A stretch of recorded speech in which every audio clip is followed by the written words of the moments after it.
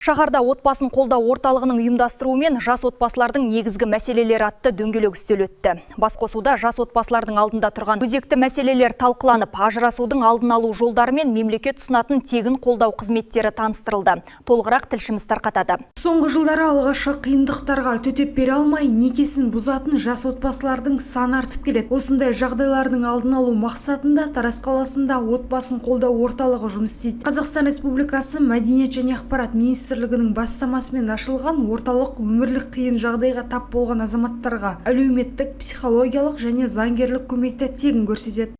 Бүгінгі күннің күнімен өмір сүріп, ертең ажырасып, немесе балаға таласып, немесе балаға травма жасап деген сияқты мәселелердің болмауын бүгін біз соның бәрін алдын алуымыз керек. Бүгін біз ашықпыз, отбасы қолдау орталығының мамандары ашық.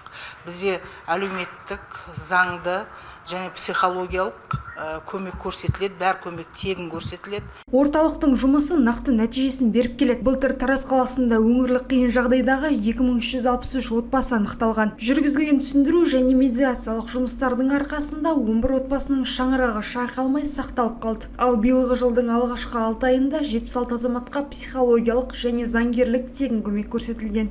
Кеше ғана жас отбасын құрған жас отбасылар біраз уақыт өте сала уже жаңағы ажырасуға дайын отырып жатыр. Бізге осы облыстық жастар денсаулығы орталығына да жас отбасылар келеді, осы мәселелерді көп көтеріледі. Біз енді оларға негізгі бағдарды беріп, дұрыс жолды таңдауға және де қандай да бір мәселені бірге шешуге керек болған жағдайда үлкендерді де қосып талқылау барысында осындай алдын алу шаралары көптеп жүргізіліп жатыр. Жиын барысында отбасын нығайту бойынша нақты ұсыныстар әзірленді. Орталық мамандары алдағы уақытта да қиындыққа тап болған әрбір шаңыраққа қол ұшын созып, алдын алу шараларын қала деңгейінде жүйелі түрде жалғастыра бермек.